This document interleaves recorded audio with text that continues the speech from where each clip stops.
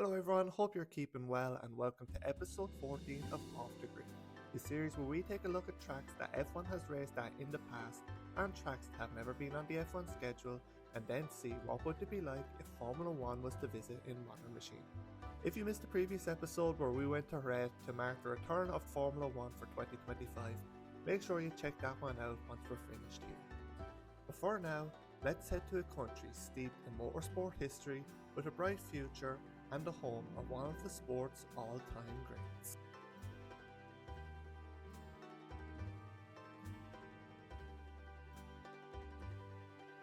The Autodromo Oscar E. Juan Galvez, on the outskirts of the Argentine capital Buenos Aires, first opened in 1952.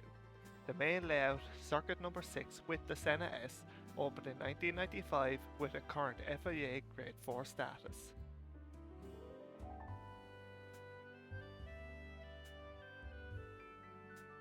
The number 6 with the Senna S section circuit, with 16 turns, 10 to the right and 6 to the left, is a mostly high-speed challenge in the first and second sector, with the final sector of the layout being low speed and technical. Stretching along for 4.256 kilometers or 2.645 miles, it would only be longer than Monaco on the current calendar and just 3 meters shorter than Zandvoort. It would therefore have the tied second most laps to make up a Grand Prix distance with 72 laps, the same as the Netherlands. Just one DRS zone will be available, that being from the final turn, turn 18, along the pit straight to turn 1, which could make it a difficult track to overtake on, with many of the 18 corners being fast and flowing, but could also lend itself to great side-by-side action. Taking a look at some of the key areas along the track now, the first being turn 6. A crucial corner to get right as it leads onto the back straight and is possibly the second best overtaking opportunity. A long right-hander where you want to get on the power early, but being too eager to see you drifting wide onto the grass or losing the rear before the car is straight. Moving along to the start of sector 3 and into turns 13 and 14, the Senna S. The slowest and tightest part of the track, it reminds me of the second chicane in Mexico, where you could go side by side as the exit is wide, so racing room can be given. However, the elevation change makes the first apex blind, so a challenge to pick the right line, even when going single file. The final turn is possibly the most important on the circuit. A relatively simple hairpin, but a good exit is vital as it leads onto the only DRS zone available. A poor run will leave you vulnerable to attack or unable to make a move.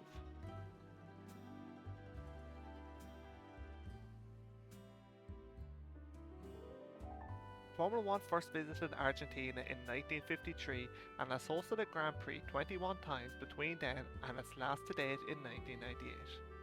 National hero Juan Manuel Fangio is the most successful at his home race with 4 victories, with fellow South American Emerson Fittipaldi taking 2 wins, as did 1996 World Champion Damon Hill.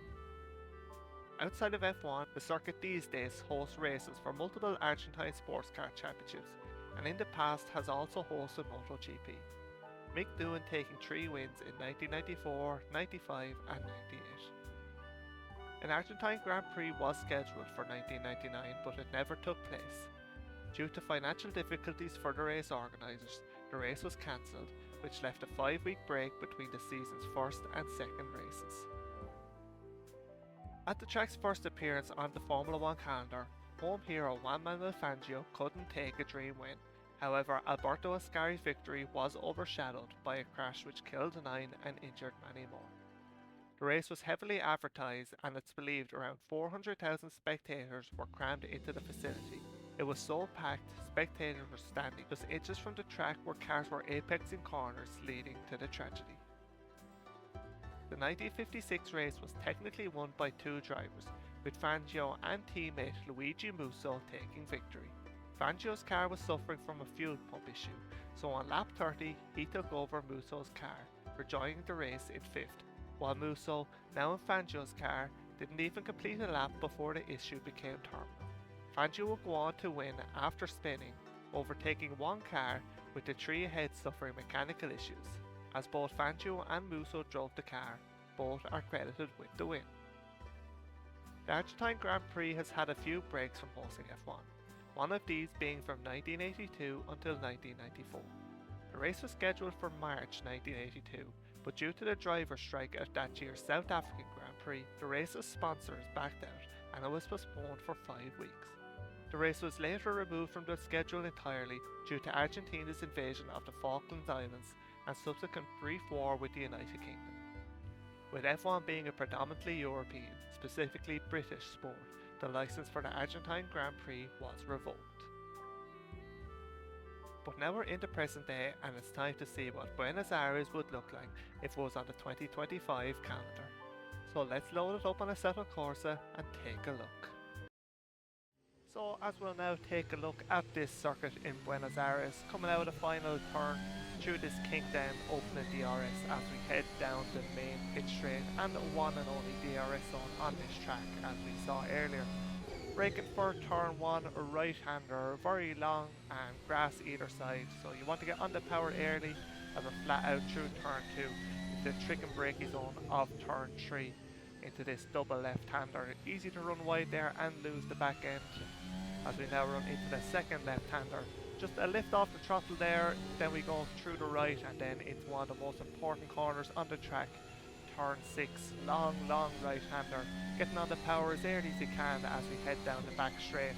No DRS here as you'll see now this turn 7 is flat out and then shortly after that a braking zone into turn 8. Tight hairpin and it's uphill so it's hard to get right. We go through turn 9, 10 and into 11 here.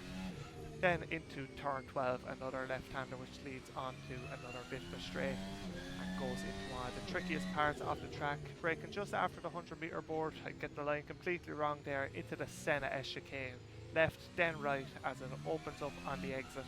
Get on the power nice and early as we run down to the final braking zone of this track. Braking around 75 metres for this hairpin, keeping it nice and tight and we get on the power early. Once again opening DRS as we cross the line down here about halfway down the straight to complete a lap around Buenos Aires.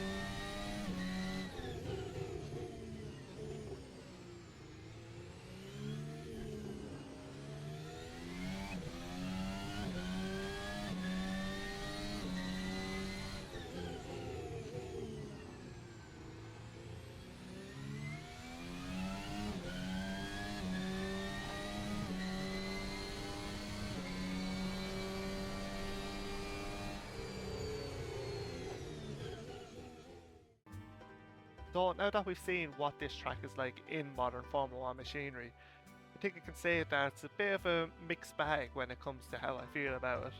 Obviously there's a few very quick corners that are very satisfying if you get them right, but I don't think that they would really lend themselves to having close racing, and maybe if the cars were side by side through them the battle would be able to continue, but I feel like dirty air would probably be a pretty big issue and getting close to be side by side could be pretty difficult. And then moving on towards the end of the lap, the Senna S section, that chicane just before the final corner. You can see here now what the track would be like if that chicane wasn't used and it was just the normal number 6 layout at Buenos Aires. This one isn't FIA approved, I don't believe, but I feel like if Formula 1 was to come back to Argentina and use this track, I think that would be good to look at removing that chicane just so cars could be a bit closer into the final corner and have a bit more of a chance to make a pass with DRS on the pit straight. Because with that chicane being so slow and slow tight, it means that the car behind can't really stay as close as they would be able to if they took the flat out part, not include the chicane. So that is it for this episode of Off the Grid. I hope you did enjoy. Until the next one, thanks for watching. See you then.